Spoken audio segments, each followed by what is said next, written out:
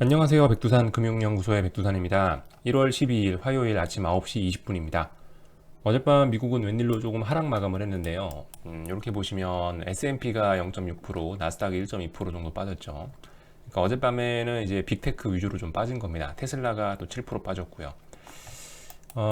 그 재료는 뭐 이런 것들을 갖다 붙이더라고요. 뭐 트럼프가 만들어내고 있는 이런 일종의 혼란들, 그런 거를 미국 전국 혼란이라 표현한 것 같은데, 미국 전국 혼란 및 기술기업 규제 우려 등의 하락이라고 이렇게 써 있습니다. 뭐 사실 알고 있었죠. 언제는 뭐 전국이 안 혼란했었나요? 그런 건 아니죠. 그냥 이제 적당히 조정이 나오고 흔들릴 때가 되니까 이제 흔들린다라고 생각을 하고 있는데, 아무튼 어제 내용을 살펴보시면 이렇습니다. 개파락 출발해서 장중에 잠시 반등하다가 장막판에 더 밀렸어요. 일단 저 개인적으로 어젯밤 미국 시장의 하락 마감은 솔직히 별로 그렇게 오히려 하락 보시는 분들에게 좋은 그림은 아닌 것 같다는 생각이 듭니다. 물론 약간 고정관념일 수 있어요. 이런 것도 약간 고정관념일 수 있긴 한데, 근데 지금 아시다시피 시장 상황이 워낙 과열권으로 와 있긴 한데요. 그런 상황에서 예를 들면 이렇게 이게 어젯밤 S&P 현물 지수인데, 보시면 여기서부터 여기까지 개파락 출발했잖아요. 이 갭을 좀 남겨놓고 이랬단 말입니다. 지금 분위기 워낙 좋기 때문에 이런 거 같은 경우는 다시 올라와서 이런 자리를 갭을 메꾸고 여기 다시 어딘가를 확인하려는 그런 짓을 할 것 같다는 생각이 좀 드는데, 시장 분위기가 워낙 좋으니까. 그리고 아마 아직까지 5일선 위에 있을걸요. 지금 5일선 안 꺼봤지만. 그렇기 때문에 솔직히 이런 거 같은 경우는 별로 그렇게 뭐가 좋은 패턴일까요? 하락 보시는 분들께. 뭐 예를 들면은 이런 식으로 뭐 몇 거래일 동안 못 넘고 밀리는 모습이 나온다든가 이런 것들이 사실 좀 빠지는데 어떤 뭐가 있는 거거든요. 근데 예를 들면 이렇게 9월 달처럼 이렇게 폭등했다가 그대로 개파락으로 빠지면 언젠간 이거 거의 다 메꿔버리는 그런 일들이 일어난단 말입니다. 그래서 아무튼 이렇게 너무 수월하게 올랐다가 이렇게 V자로 빠지는 거 별로 좋아 보이지는 않습니다. 별로 좋아 보이진 않는다. 예를 들면은 뭐 나스닥 지수도 그렇고, 나스닥은 특히 갭을 좀 크게 만들어 놨죠.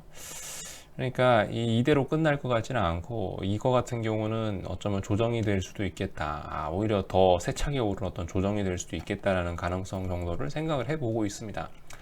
물론 말씀드렸다시피 이런 것들이 지금 시장 상황이 워낙 초고 변동성이고 이 분위기가 워낙 달아올랐기 때문에 이게 무슨 일이 생길지 어떻게 뭐 알 수가 없는 상황이라서, 아무튼간 숫자를 놓고 그냥 이제 기준에 맞춰서 접근하는 게 제일 좋지 않을까.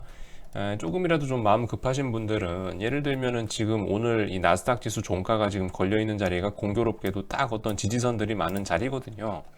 예를 들면은 뭐 저는 이제 12,450이란 자리를 이야기해 드리고 있지만은, 언제 거기까지 기다리냐 하시는 분들은 뭐 예를 들면은 여기 이런 자리도 지금 어떤 며칠 동안 넘지 못했던 중요한 저항인데 이걸 돌파한 차감으로써 지지가 됐죠. 이 자리가 12,000, 대충 12,900이라고 할게요. 현물 지수 기준인데 아마 뭐 선물로 봐도 그렇게 숫자로 큰 차이는 없을 건데, 대충 보시면은 여기 이런 자리 아시겠죠? 여기 12월 말부터 해서 1월 초에 이렇게 쭈루시 몇 거래일 동안 넘지 못하면서 여기 저항을 만들었잖아요. 이거 돌파 차가면서 저항이 지지가 되면서 여기가 지금 중요한 선이 됐다고요. 예를 들면은 뭐 여기 갭을 메꿀지 안 메꿀지 나도 모르겠지만은, 그러니까 이런 식으로 접근해 보는 건 어떻겠냐는 거죠. 여기 갭을 메꿀지 안 메꿀지 모르겠지만은 하여튼 난 여기 있는 이 12,900이라는 선을 넘지 못하면 난 무조건 이제 하방으로 숏을 친다. 뭐 이런 전략도 괜찮지 않을까. 요즘 같은 상황에서는 뭐 그렇게 생각을 하고 있습니다. 아무튼 저는 일단 어제의 하락은 전반적으로 좀 점수를 좀 낮게 주고 싶다. 이거는 이렇게 되면은 조정받고 또 올라갈 가능성이 있어 보인다라는 이야기를 뭐 제 생각이죠. 그걸 일단 말씀드리고 있는 거고, 아무튼 어떤 다른 관점도 말씀을 해드렸습니다. 그러니까 알아서 선택을 하셔서, 예를 들면 이제 오늘 밤에도 이 12,900을 지지를 못하고 이거 붕괴시켜버리면은 뭔가 해볼 수 있기도 하겠죠. 뭐 기준을 저걸로 잡으실 분들은 저걸로 잡으시고, 난 더 안전하게 하시겠다 하시는 분들은 한 12,450대 뭐 거의 이까지 내려와갖고 하시거나, 아무튼 뭐 인생에 그렇게 큰 차이는 없다라는 점 말씀드리고요.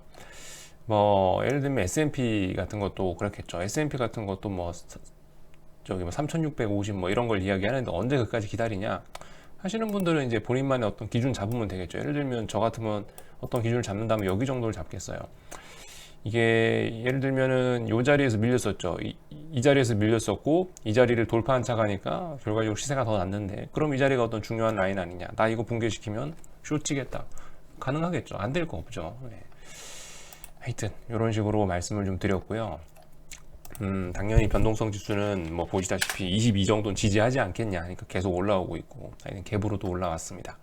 UVXY도 아마 조금 살아났겠죠. 어젯밤에 안 봤는데, UVXY도 다시 11달러 안착하고 있고, 아무튼 뭐 불안불안하지만 계속 어느 정도 11달러는 그 쉽게 깨지진 않는 것 같습니다. 뭐 비중 조절 잘 해가면서 알아서 뭐 하시는 거고,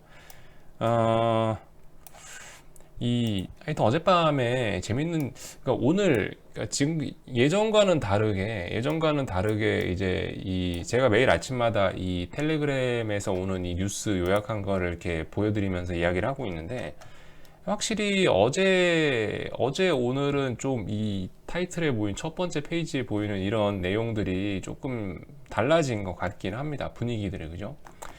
어제 선물이 하루 고점 저점 해서 25포인트 움직였다라고 말씀드렸고, 그리고 콜하고 풋이 같이 오르는 신기한 현상들도 종가상까지 그 지속이 되었다라고 말씀드렸는데, 그런 날에 기사 제목들도 약간 분위기들이 좀 바뀐 것 같아서 몇 가지들을 좀 제목이나 이런 것들을 보면서 분위기 정도는 좀 살펴보자면요.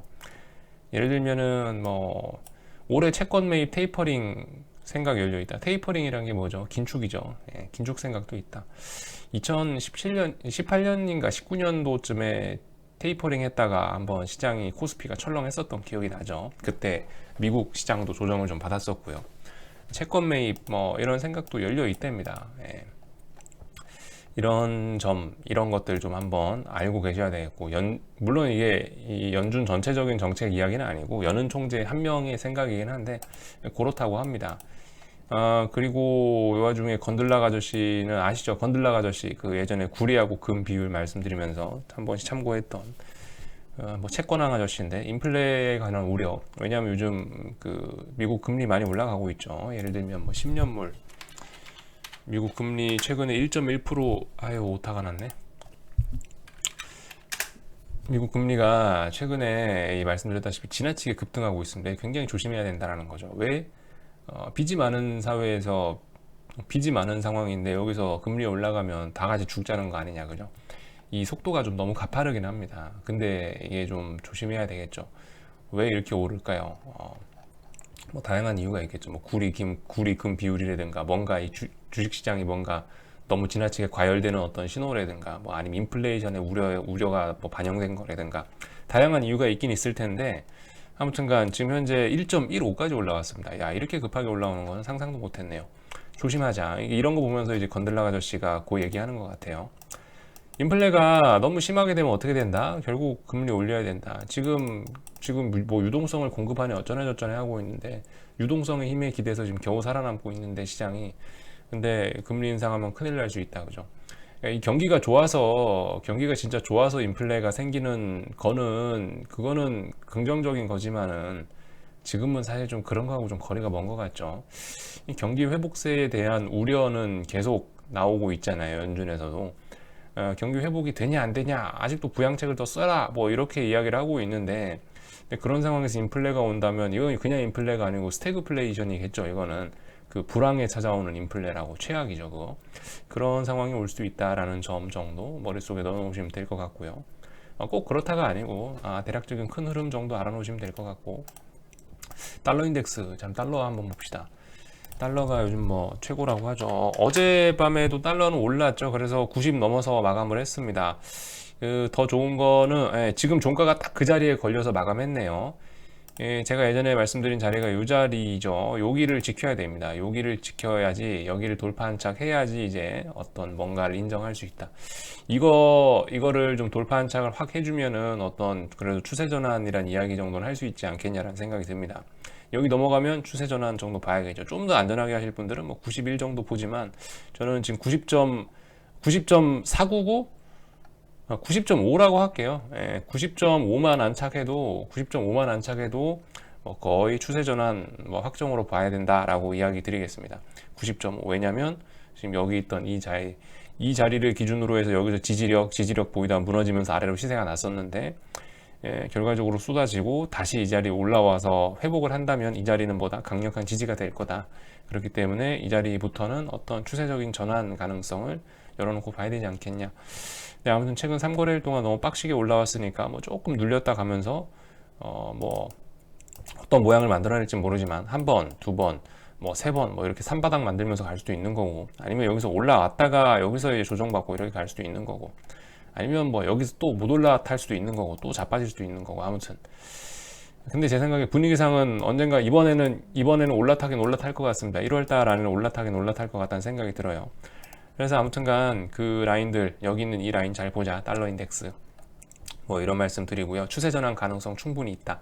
아직은 추세 전환이라고 할 수는 없는데, 추세 전환이라는 게 보시다시피 그 하락이 멈추고 올라간다는 의미잖아요. 추세 전환이 쉽지가 않은 건데, 추세 전환의 가능성이 좀 생각보다 열려있는 이런 자리다라고 생각하고 있고, 여러분들도 좀 그 가능성을 열어놓고 보자라고 하고 있죠.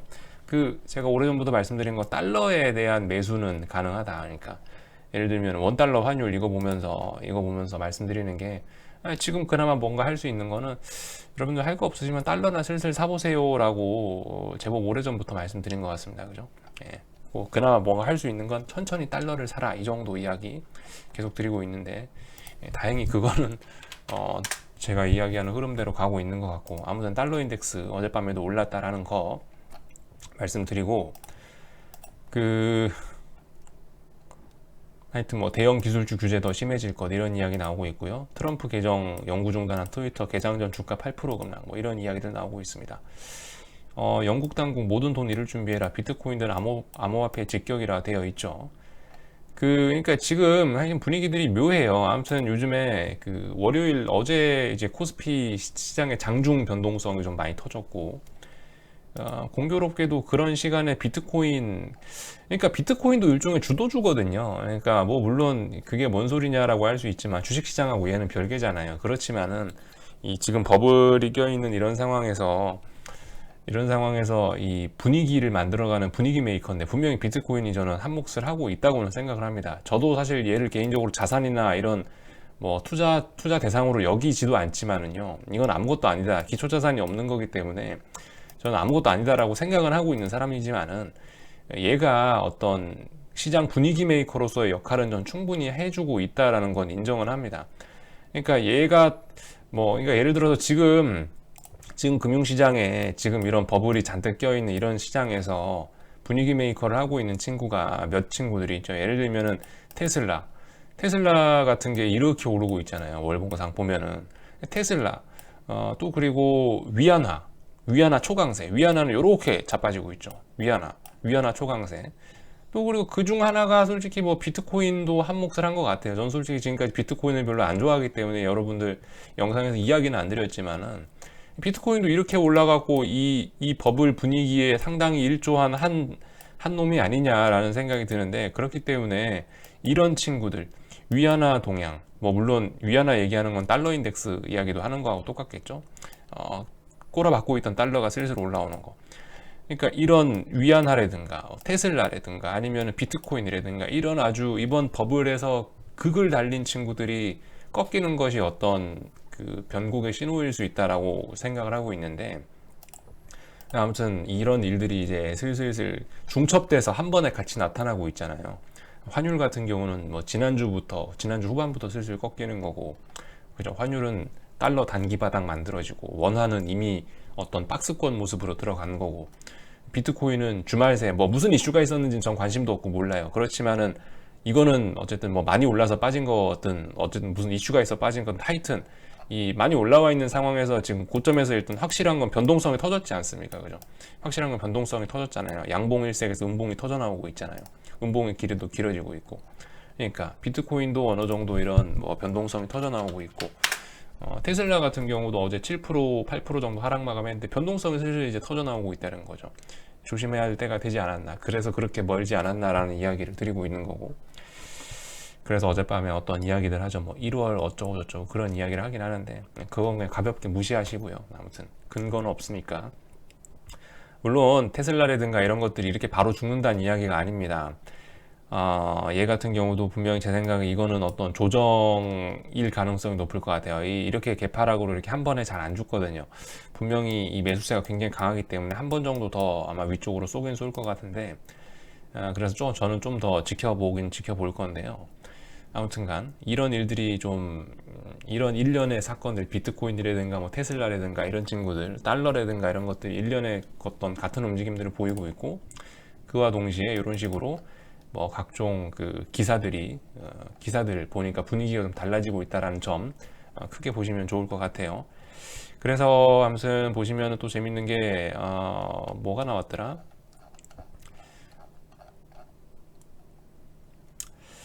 금감원에서 이제 과열이라는 증시 보고서를 내놨다고 하고요. 물론 안 봤습니다. 뭐 과열이라고 한대요. 하여튼 안 찾아봤는데 과열이란 보고서를 내놨다고 합니다. 처음 금감원에서 뭐 과열됐다라는 얘기는 처음 들어본 것 같아요. 아무튼 금감원에서 드디어 과열이라는 보고서를 내놓고 있고, 이런 보고서를 내놓은 게 제 생각에 밑밥 가는 것 같아요. 3월 달에 공매도 하려고.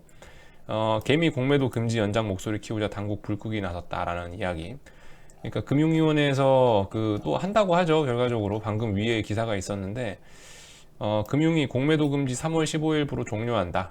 제도 개선 계획하고 있다라는 이야기하고 있죠. 공매도 하려고 어제부터 해서 이렇게 금융감독원에서도 그렇고 그렇게 해서 어떤 밑밥을 깔아놓은 것 같다. 아무튼 좀 조심해야 되겠습니다. 처음 봤어요. 금감원에서 증시 과열을 우려하고, 그리고 그 증시 과열이라고 이야기한 증시 보고서가 나온 날에 개인들이 4.5조 하루에 4조 5천억 매수하고, 그날 삼성전자가 거의 10% 가까이 장중에 올랐었고, 그리고 그 와중에 전세금까지 베팅하는 개미들 하루 5만 개씩 계좌 개설, 드디어 떠돌던 시중 자금이 갈 곳을 찾았대요.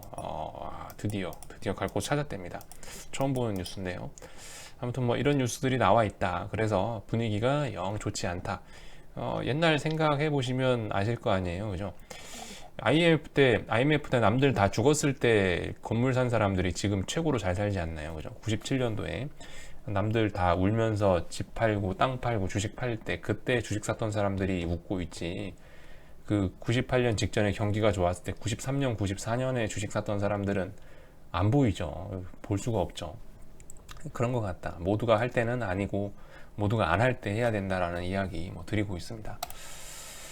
간단해요, 그죠? 간단해요. 다만 이제 그 타이밍이 언제냐를 지금 이제 기다리고 있는 사람이고 저는. 네, 그래서 이 정도 내용들을 좀 살펴봤고요. 하여튼 재밌는 뉴스들이 많아서 좀 이거저거 좀 봤습니다.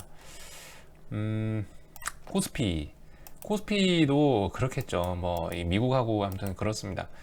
이게 개파락 출발하면 저는 개인적으로 이게 조정으로 이게 눌림 주면서 좀 더 오를 가능성이 있다라고 보거든요. 이게 오늘 개파락 하면은 별로 안 좋았던 것 같은데, 이게 아무튼 개파락을 해버렸네요.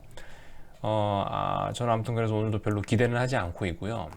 왜냐면 오늘 차라리 미국이 올라주는 게 낫어요. 미국이 올라줬어야 한국이 갭상승하면서 밀리는 모습 보여주면서 어떤 저항을 누적시킬 텐데, 지금 이 저항을 누적시킬 기회가 없었죠. 그러니까 오히려 지금 이렇게 어젯밤 미국이 하락하고 이런 거는 약간 이런 입장에서 이야기를, 물론 다양한 관점이 있겠지만 이런 관점에서 이야기하는 게 좀 설명이 잘 되지 않을까. 지나치게 비싼 콜옵션을 죽이는 어떤 그런 측면에서 지금 시장이 움직이고 있는 게 아닌가라고 개인적으로 생각을 하고 있습니다. 이게 옵션들이 너무 비싸가지고 아무튼 그러니까 보시다시피 끝이 이렇다는 거죠. 어제 뭐 대충 아무거나 눌러본 건데 어제 18.5였던 콜옵션이 오늘 뭐 5.3이다. 그러니까 결과적으로 이게 선물 지수는 뭐 많이 안 빠지고 이럴 수 있지만은 결과적으로 이거 외과 옵션 죽이는 전형적인 만기주의 모습이 아니냐라고 생각하고 있습니다. 그런 흐름에서 시장을 보면은 그냥 딱 그냥 맞게 설명이 되는 것 같아요, 대충. 콜옵션들 지금 몇 개 이렇게 눌러보는데, 뭐 어제 4.5, 뭐 어제 장중에 뭐 4.0까지 찍었던 게 오늘 0.5니까 어때요? 그러니까 기가 막히죠. 그러니까 옵션 매도 게임인데 얼마나 살쪄 있냐고요, 콜 옵션들이. 이런 거 매도 치면 진짜 개꿀이죠. 완전 개꿀인데. 그래서 오늘도 메이저 세력들은 아주 그냥 달달하게 수익을 챙기고 있다. 뭐 이런 이야기 드리고 있고, 그래서 아무튼 만기주에 옵션 매수는 좀 조심하시라라는 이야기 드리고 있고요. 풋옵션 같은 경우는 솔직히 좀 이제 차월물들 좀 보면서 어떤 이야기를 해볼 만한 건덕지가 없진 않은데 좀 할 얘기가 생기긴 생겼는데요. 어제 같은 경우 이렇게 차월물 풋옵션들인데 보시면은 어느 정도 좀 단기 바닥, 그러니까 이 어제 장악형 양봉이 나온 거잖아요. 그러니까 여기 나오는 1월 8일 날의 음봉을 감싸서 장악했잖아요. 장악형이 나왔는데 뭐 장악형이란 게 의미가 좀 있긴 있는데요. 문제는 이제 연속성이겠죠. 연속성입니다. 제 생각에는 저는 요렇게 볼 거예요. 저는 풋옵션이 좀 살아나는 요런 계기를 어떻게 볼 거냐면은 뭐 어떤 옵션이나 눌러보시면 대부분 다 모양은 비슷한데 어떤 풋옵션이나 행사가에 상관없이 대략적으로 최소한 요 자리, 그러니까 오늘 이게 하필은 공교롭게 갭상승, 풋옵션이 갭상승한 시가 자리인데요. 최소한 지금 여기 보시면 여기서 한번 버벅했단 말입니다. 1월 5일, 1월 6일 날 풋옵션들이 한번 버벅했어요. 쭉 죽다가 하루 양봉 나오면서 버벅한 날이 있어요. 그 자리를 선을 그어보면 대략적으로 이 자리가 됩니다. 물론 행사가마다 다른데 날짜만 참고하세요. 날짜만. 1월 5일, 1월 6일 날 풋옵션이 죽다가 거기서 멈칫한 자리가 있다고요. 여기가 지금 현재 어떤 저항이 되는 건데 이 자리를 돌파 한착한다면은 어떤 단기 바닥이라든가 아니면은 뭐 단기 추세 전환 정도의 가능성이 있겠죠. 단기란 표현을 붙이고 있습니다. 이평선들 계속 내리꽂고 있고 이러기 때문에 아직 어떤 뭐 이 풋옵션이 추세 전환 이런 건 몇 달 걸리는 거고 풋옵션이 다시 살아나려면 최소한 두세 달 정도는 더 걸리는 겁니다. 그러니까 지수는 자빠지더라도 풋옵션은 잘 안 살아난다고요. 이런 때 몇 달 정도 더 걸릴 수 있다라고 생각하고 있고 제한적으로 말씀드리는 겁니다. 단기적인 바닥, 단기적인 추세, 단기 추세 정도는 뭐 좀 전환될 수 있지 않겠냐 이런 이야기 드리는데 그 기준이 최소한 이 정도 이 선을 여기를 돌파한 척 해야지 그런 어떤 단기 추세 전환이라도 가능할 거다라는 이야기를 드리는 겁니다. 어떤 행사가를 보시더라도 다 비슷할 거예요. 대부분 다 보시면 1월 5일, 1월 6일 날 멈칫했죠. 네. 어떤 행사가를 갖다 대더라도 그 자리를 기준으로 삼으시면 되긴 될 것 같습니다. 1월 5일, 1월 6일 날의 기준을 딱 그어 놓으시고 여기를 돌파 한착하면은 풋옵션 단기적으로 좀 해볼 수는 있는데 별로 안 하는 게 좋다. 차라리 풋옵션을 매수할 바에야 말씀드리지만 지금은 옵션을 웬만하면 안 하는 게 좋고 옵션을 굳이 하고 싶다라고 한다면 이제 콜옵션은 매도 쪽으로 접근하는 게 어떻겠냐. 만기주까지 됐으니까 뭐 이 정도 이야기 정도를 드리도록 하겠습니다. 아무튼 그렇고요. 보시다시피 뭐 이렇게 아래꼬리 달고 양봉 달고 올라오고 있죠. 아마 오늘도 개인들 많이 사줄 것 같네요. 좀 더 기다려야 되겠죠. 아무튼 뭐 얘기가 길었는데 결과적으로 뭐 이렇게 저렇게 특별히 할 건 없고 좀 더 기다려 보자라는 이야기 드리고 있습니다. 궁금한 거는 리플 남겨주시고요. 또 저녁에 뵙도록 하겠습니다.